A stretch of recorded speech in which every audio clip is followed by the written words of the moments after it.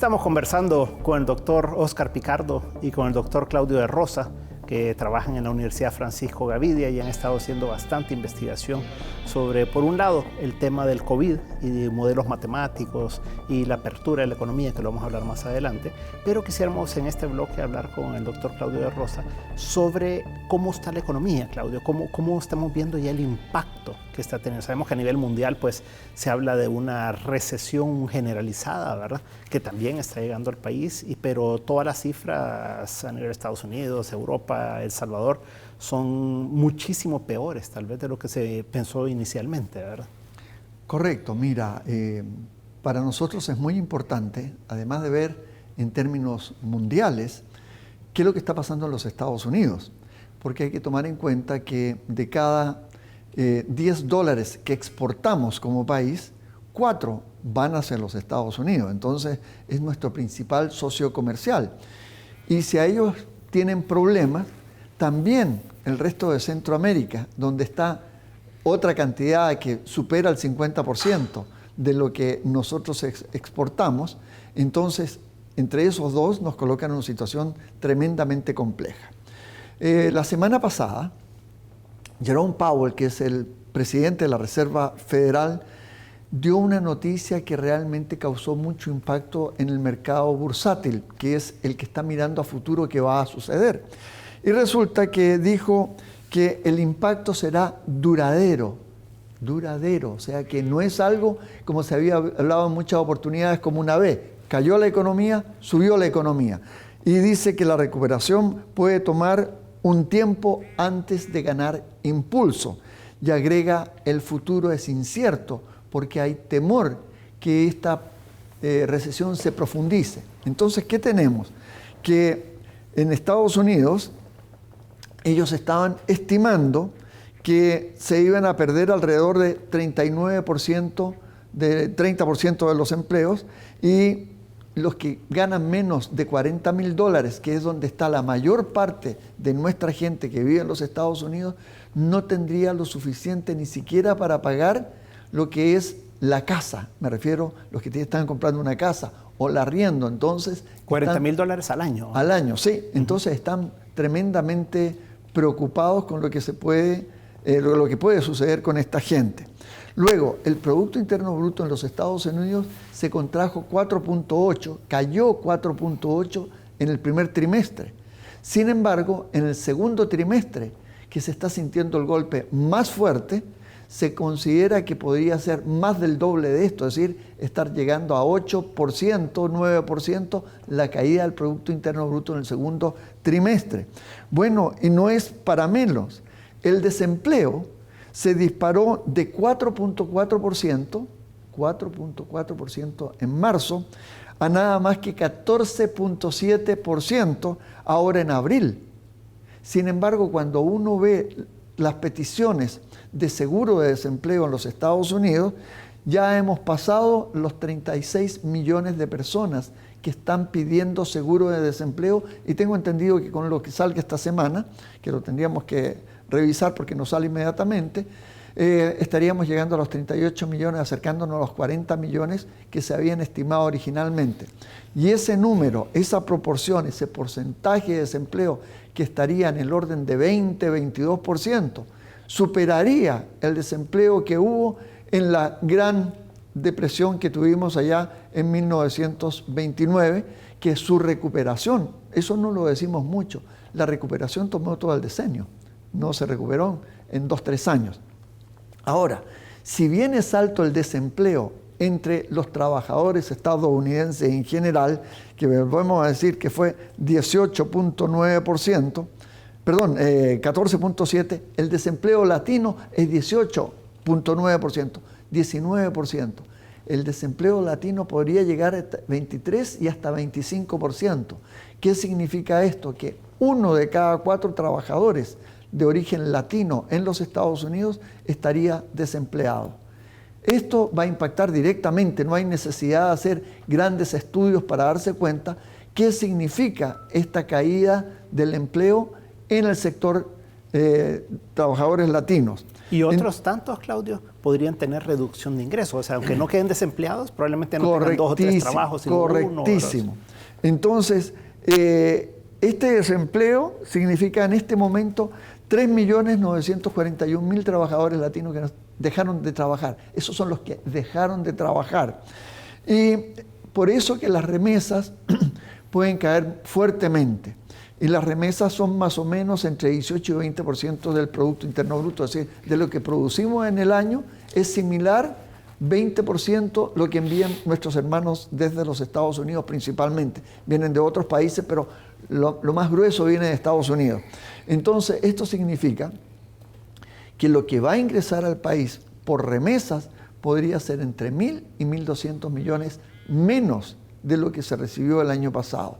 Sin ir más lejos, el número que muestra la caída de las remesas fue alrededor de 6,5%, 7% en marzo, y en abril 40%, es decir, una contracción de 40% bastante fuerte solamente en un mes. Si esto más o menos se mantiene el resto del año, los 1.200 millones puede ser pequeño todavía, podría ser mucho más lo que dejen entrar al país. Entonces, ¿qué es lo que tenemos?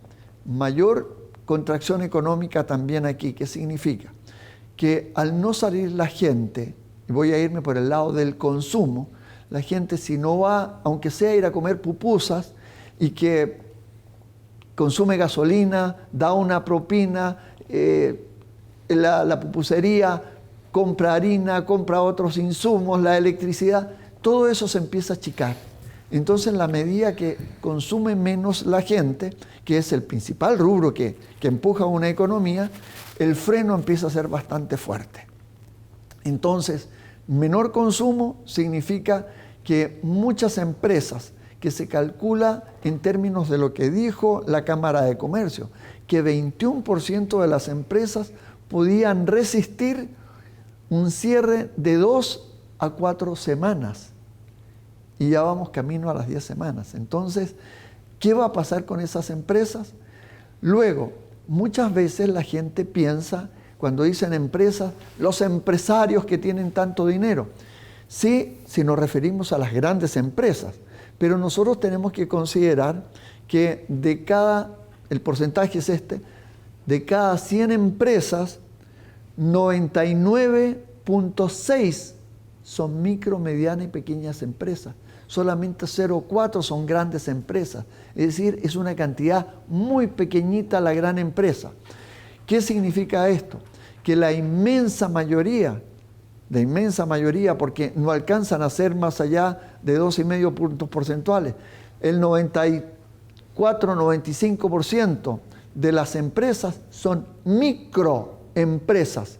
Y yo las defino a las microempresas con mucho respeto, pero en términos que esa es la empresa NN, que la conocemos ahí alrededor de la cuadra, lo conocemos a quienes le damos los servicios, pero en general no se conoce.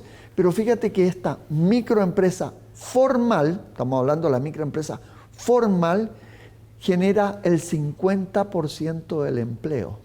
Entonces, si el golpe cae muy fuertemente en esta microempresa formal y la pequeña empresa, entonces vamos a tener un desempleo muy grande. Nadie tiene el número, pero ya empezamos a ver cuánto podría caer el empleo en ese sector. Sin embargo, hay otra área que se llama la microempresa informal. Obviamente uno puede decir no pagan impuestos, no pagan el salario mínimo a veces, no hay prestaciones, todo lo que tú quieras, pero generan empleos.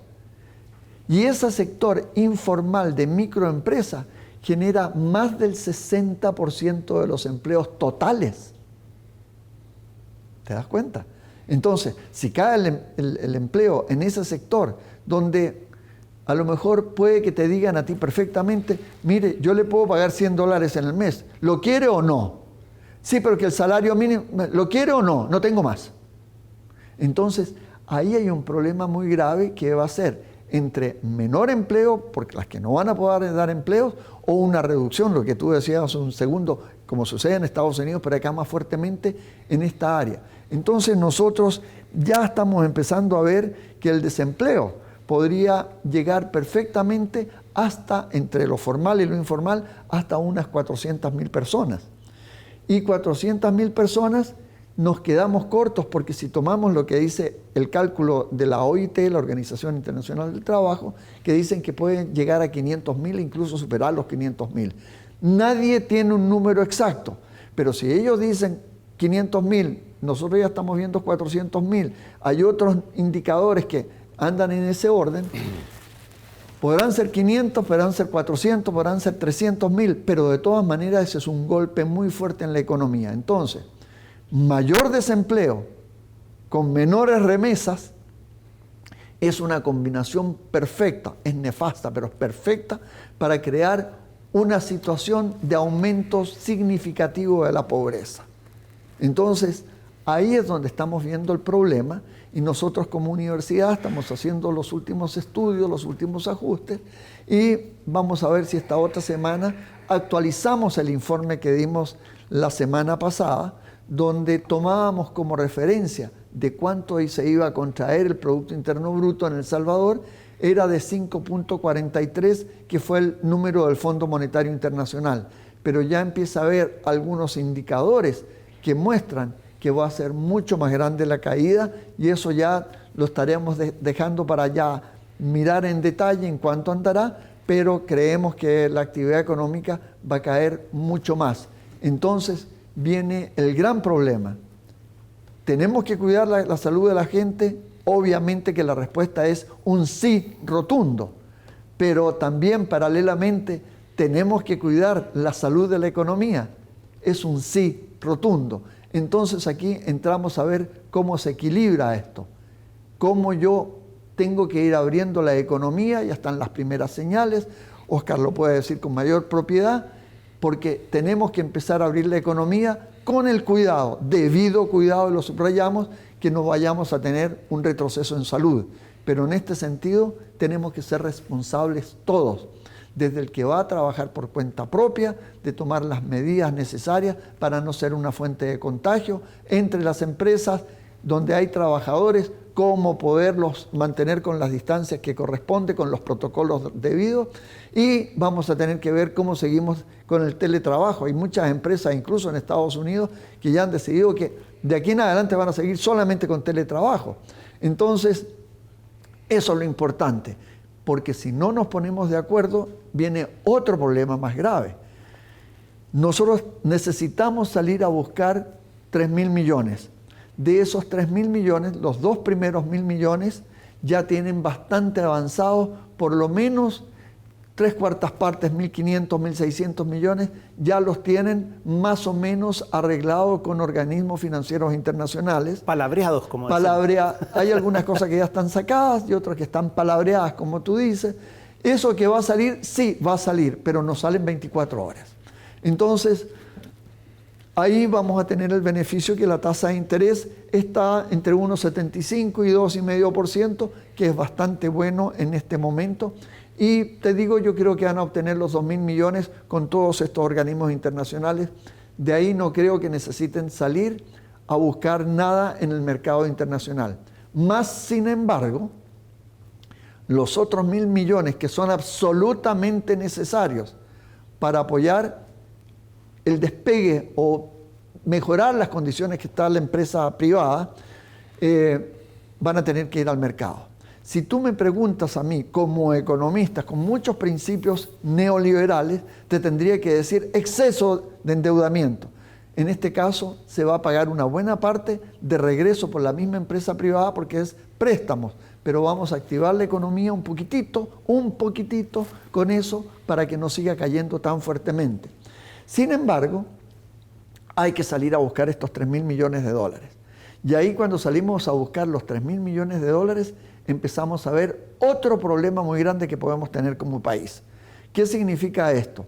Que en este momento tenemos un problema de salud, ya lo sabemos, pero eso lo toman las casas calificadoras de riesgo. ¿Cuánto tiempo van a tomar de salir de esto para empezar a abrir la economía? La economía ya sabemos que está cayendo el Producto Interno Bruto, pero dentro de ella hay otro factor que le preocupa: ¿cuánto va a ser el déficit? Y el déficit fiscal se está ensanchando muy fuertemente. Y tercer factor que ellos toman en cuenta es las relaciones institucionales, cómo está el Ejecutivo con el Legislativo, el Judicial, y ahí nosotros estamos mandando una señal también de una crisis institucional. Entonces, cuando toman las calificadoras de riesgo todo esto, ya nos empiezan a mirar con recelo. Tanto es así que una de ellas no nos bajó un peldaño más, porque si no caeríamos en la categoría de alto riesgo que se llaman bonos basura. Por eso cambiaron de perspectiva positiva a perspectiva negativa. Sin embargo, el valor de los bonos, como lo estamos viendo aquí de El Salvador, si ustedes ven, estaba sobre 100, a la mano izquierda ven el número 100 ahí, estaba sobre 100, es decir, el bono tenía un valor de $100 y se estaba cotizando en la bolsa para venderlo. Si alguien quería comprar un bono de El Salvador, se estaba pudiendo comprar entre 105, 107, 108, es decir, había mucha confianza en el valor de los papeles que coloca El Salvador en el mercado, de los bonos que llamamos nosotros. Sin embargo, si ustedes miran inmediatamente hacia la mano derecha, y a partir prácticamente del 10 de marzo, empieza una caída espectacular. ¿Qué significa?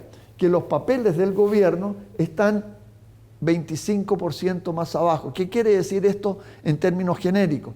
Que el bono vale 100 millones de dólares, pero yo te lo compro a esos 100 millones por solamente 75. Perdió el valor. Entonces, ¿qué es lo que sucede? Esto me empieza a mostrar algo que nosotros tenemos que tener mucho cuidado con lo que se dice, porque a veces se dicen cosas dentro del calor político de la discusión, pero que afuera tienen un impacto adverso tremendamente negativo. Como si en el momento que estamos saliendo a buscar los recursos para pedir prestado en el mercado, que ya me están diciendo que la tasa de interés que parte El Salvador, dado el riesgo que tenemos de país, que está sobre 10%, le agrega al bono del Tesoro, más o menos estamos saliendo entre 10,5 y 11. Ese es el punto de partida. Pero con los riesgos que le estamos agregando, ya las ofertas que están haciéndole a El Salvador están entre 14 y 15%. Dado esa cantidad, hasta aquí estamos bien, fíjate. Pero si está saliendo al mercado en estas condiciones ya difícil, cuando el mercado se ha estrechado, porque todo el mundo anda buscando recursos, y sale El Salvador y hay una declaración interna que dice: creemos que ni siquiera nos va a alcanzar para pagar los salarios. Sea cierto, no sea cierto, sea rumor, no sea rumor, en el exterior esto tiene un impacto muy grande. Entonces, los inversionistas que estaban dispuestos a prestarle a El Salvador, quizás llegando a una buena negociación, 9, 9,5, 10%, esos empiezan a retirarse. ¿Y quiénes empiezan a estar interesados en esto? Lo que le llamamos los inversionistas buitres. Y son fondos buitres. ¿Qué significa esto para que lo entendamos de buena manera, en forma muy sencilla? Un inversionista buitre, que le dice al Salvador: muy bien, señores, miren, usted me va a dar un certificado por 100 millones de dólares. Dado que usted ya ha perdido 25%, yo solamente le voy a dar 70%. ¿Qué significa? Que usted me da un certificado como país por 100 millones y solamente yo le voy a dar 70 millones. Y más encima le voy a cobrar una tasa de interés de 15%. Es decir, es caer en manos del agiotista del mercado. Y esa persona, el agiotista, ese sí lo conoce todo el mundo, sabe lo que es el prestamista. Y nosotros estamos cayendo entre estos prestamistas, que son los que cobran el máximo y que se quedan hasta con tu propiedad cuando estamos hablando en términos locales así. Claudio, esa es la crisis tan grande que se está viviendo. Se escuchó en esta semana un rumor muy fuerte de que el ministro de Hacienda había sido destituido. Y después, al día siguiente, se aclaró de que no. Pero ha habido mucha información al respecto de que probablemente sí lo despidieron por algunas horas. Después reflexionó el presidente. Más allá de si pasó o no, ¿qué implicación podría tener eso en la colocación de bonos, en el conseguir este dinero, si sustituyeran a este ministro de Hacienda actual y no pusieran a otra persona que fuera de la confianza, digamos, de los mercados? Mira, lo que tiene de bueno este ministro, y aquí no estamos hablando si te gusta, no te gusta, si esté agradable o desagradable. Lo que tiene este ministro que ya tiene la confianza, como tú lo acabas de decir, de las calificadoras de riesgo, porque es una persona que es un técnico, no es un político, es un técnico que está en un puesto político y en los mercados internacionales le tienen mucho respeto. Fondo Monetario, Banco Mundial, BID, que vienen a hablar con él, lo respetan. Entonces, es una persona que es, en este momento, les guste a uno, no les guste a otros, más allá, es cuando uno tiene que analizar las cosas fríamente, es una persona que le da prestigio al poder negociar y poder conversar. Entonces, ese tipo de rumores, igual como que no va a alcanzar el dinero para pagar, esos son los que hay que tener mucho cuidado porque nos están empujando cada vez más a caer en el ambiente de los fondos buitres. Y ya que esté la tasa de interés de ofertas, y tú lo sabes también porque trabajas en este ambiente financiero, te está demostrando que 14%, 15%, que es lo que te están ofreciendo en este momento. Es por eso que no han salido al mercado. Si los 1.000 millones lo necesitan, pero ya. ¿Qué significa esto? Que la institución que esté llevando los bonos al mercado, que le llamamos el lead bank o lead institution, la institución líder, le está diciendo, mire, hay, pero le están ofreciendo a 14, 15%, y el gobierno dice, yo no voy a poder pagar eso. Si hacemos un ejemplo bien sencillo, si están ofreciendo 15% y se pone de acuerdo el Ejecutivo con el Legislativo, empiezan a tener una mejor relación, se manda una mejor señal que estamos haciendo un esfuerzo en conjunto, ¿qué significa que de 15 baje a 10%? Que todavía es alto, pero que baje a 10%. 5% sobre 1.000 millones de dólares. ¿Qué me voy a ahorrar solamente con eso en un año? 50 millones de dólares. Es decir, el que aprendamos a dialogar entre órganos del Estado, que mandemos buenas señales, vale 50 millones de dólares al año. Y si es un préstamo a 10 años, pagadero en 10 años más, bueno, 50 por 10 años ya te das cuenta qué significa esto. Son 500 millones de dólares que el país se ahorraría de tener que estar pagando. Y eso es muy importante, porque este otro año, tan solo el aumento de los pagos de intereses por todo lo que se está tomando, probablemente nos aumenten en 100, 150 millones adicionales de dólares a pagar. Eso significaría que en intereses estaríamos pagando más que lo que se le asigna al presupuesto de educación, que es el más alto en el país. Claudio, tú decías que va a haber una caída muy fuerte, probablemente más fuerte de lo que estábamos pensando, y puede ser todavía más si se mantiene cerrada la economía por bastante tiempo, ¿verdad? Entonces, pero mucha gente estaba pensando que la recuperación era casi igual en el mismo tiempo, digamos, o sea, cae un año y el siguiente año ya se recupera. Nos decías que probablemente no va a ser así según las declaraciones del señor Powell, de la Reserva Federal de Estados Unidos, y sería más tal vez una L o una U. Una U alargada, sí. ¿Cómo lo estás viendo tú? Yo lo veo como una U que, a ver, iba a ser una B, baja y subía. Ahora yo la veo como una U que es más alargada y empieza en un momento un crecimiento de recuperación más o menos y después se vuelve a estabilizar y sigue subiendo paulatinamente. Pero eso podrían ser unos cuantos años, claro. Mira, con la crisis que tuvimos nosotros en el 2009, se demoró 2 años en recuperar la economía, ¿ok? Aunque ahí hay un número que tú no puedes decir 2 años así nada más, porque el año antes, el 2008, ya hubo una bajada en el ritmo de crecimiento, que fue por los primeros indicios de la recesión mundial que iba a haber. Y en el 2009 nos golpeó fuertemente. Entonces uno solamente toma 2009 con respecto al 2008, pero ese 2008 ya había tenido un frenazo. Entonces fue un poquito más fuerte lo que cayó la economía y se recuperó realmente en 2 años después del 2010, 2011, logramos más o menos recuperar con un año que creció más o menos bien y después volvió a estabilizarse en el crecimiento más o menos regular que hemos tenido de 2.3%. Sin embargo, aquí en este caso nos puede tomar mucho más. Fíjate que en esa ocasión, recuperar el desempleo que se dio en el sector privado tomó 4 años. Entonces, si el desempleo ahora es 2 veces o 3 veces mayor que lo que sucedió en ese año, en ese momento, podría ser que recuperar esos empleos nos tome 5 o 6 años. Eso significa que también la economía va a ir creciendo a un ritmo menor, porque la gente, si no tiene empleo formal, entonces hay menos consumo.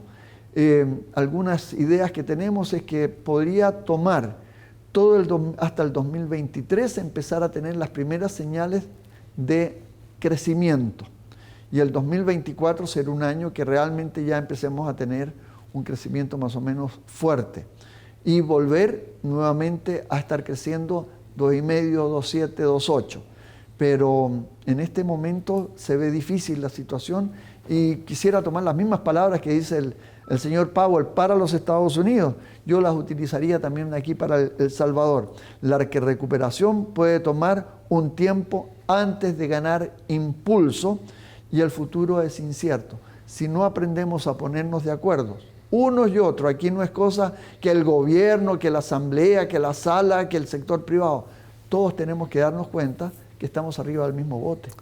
Vamos, Claudia, a una pausa comercial, y solo le agregaría un dato, y es que lo que cayó, las remesas familiares del 2008 al 2009, que fue casi 10%, hasta el 2012 se recuperó el nivel de 2008. Bueno, entonces, son 4 años en una caída de menor envergadura que lo que estamos viendo hoy. Claro.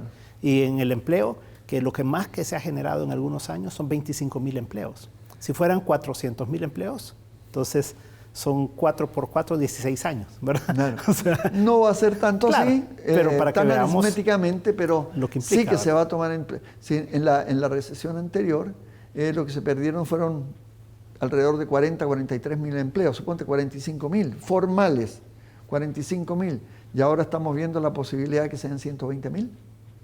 Entonces, es prácticamente 3 veces más, por decirlo así en términos genéricos. Entonces, 3 veces más. Y en la vez anterior tomó prácticamente 4 años y fracción en recuperarse. Ahora podríamos tomar perfectamente 6, 7 años, 8 años para llegar al nivel de empleo anterior. Entonces, es un retroceso como país muy grande, y tenemos que hacer un esfuerzo para salir adelante. Vamos en el próximo bloque a hablar entonces justamente de la apertura. Oscar, tú tenés un estudio que ha presentado la universidad, y quiero que conversemos de eso, porque en la medida que pase más tiempo y la crisis sea mayor y el punto más bajo sea mayor y lleve más tiempo, eso implica que poder recuperarse después va a ser en un periodo más largo, ¿verdad? Claro. En un momento estamos de nuevo con Oscar Picardo, que nos va a estar conversando, y por supuesto con Claudio de Rosa, sobre esta recuperación económica que quisiéramos tener en algún momento, pero que depende de cuándo abramos y cómo abramos. Y esa es la propuesta que presenta la Universidad Francisco Gavidia.